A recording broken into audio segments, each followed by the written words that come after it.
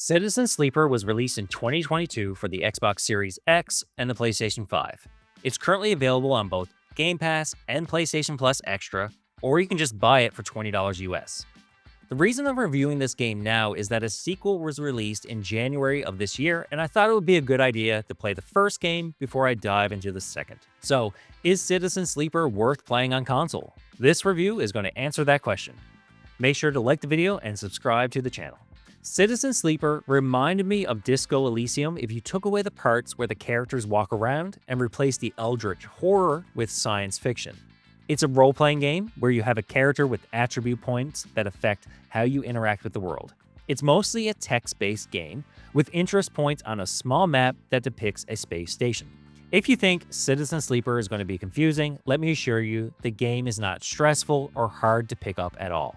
Basically, your character is trying to survive on a space station by doing jobs for people. You have to manage your health and energy, depicted by two bars at the top of the screen. Each day, you're given action dice that you slot into various activities. The higher the number on the die, the more successful you will be at the task. Each day, your health will go down by 1 bar, and as your health falls, you have access to less dice, meaning the healthier you are, the more you can do in a day. You need to buy or find expensive medicine to regain that health, which gives you a strong incentive to get to work. Your energy is replenished by food, and each day takes 2 full bars of energy. Having more energy also gives you a better chance at getting higher dice, while starving makes your health go down faster.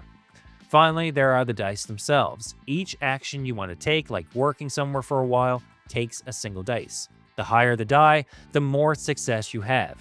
So if you could make more money or regain energy by having higher dice. While low dice scores increase the risk of failure, costing you energy, health, or even money. Money and resources are very important in Citizen Sleeper.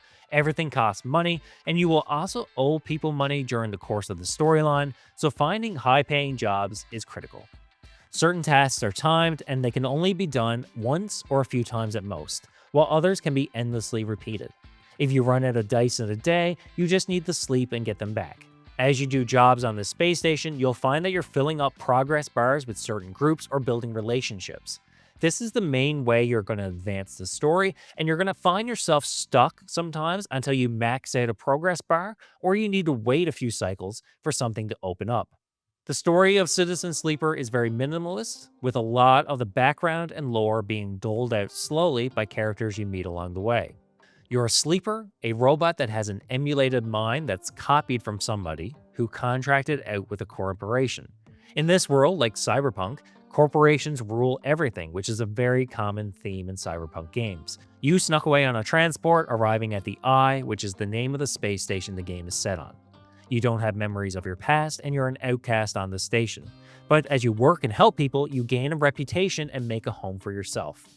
Finally, there are multiple ways of completing this story, and the game continues as you try out new endings. Overall, it took me just 7 hours to complete, and that's with getting all the endings. Let's go into the pros and cons of Citizen Sleeper. For the pros, it has a good story, and the world they created on the Eye, which is the space station the game's set on, is very good. The game isn't stressful, and the time limits are very generous, meaning you are never in a rush to get something done. The RPG mechanics give you access to a lot of useful upgrades, and it really makes a difference as you progress through the game. But for the cons, the story is very light on the lore. You don't really know what's happening outside the space station, and your background lore is never revealed. The game isn't voice acted, meaning it's just a text-based adventure RPG game. It's very short, clocking in at just 7 hours. And that's it for another review. I did enjoy Citizen Sleeper, but it's the type of game that I'm glad I played on Game Pass and PlayStation Plus Extra. In my opinion, it's worth checking out if you're looking for an interesting science fiction RPG with an interesting story and solid gameplay mechanics. I'm the Casual Console Gamer on YouTube, and I'll see you all in the next review.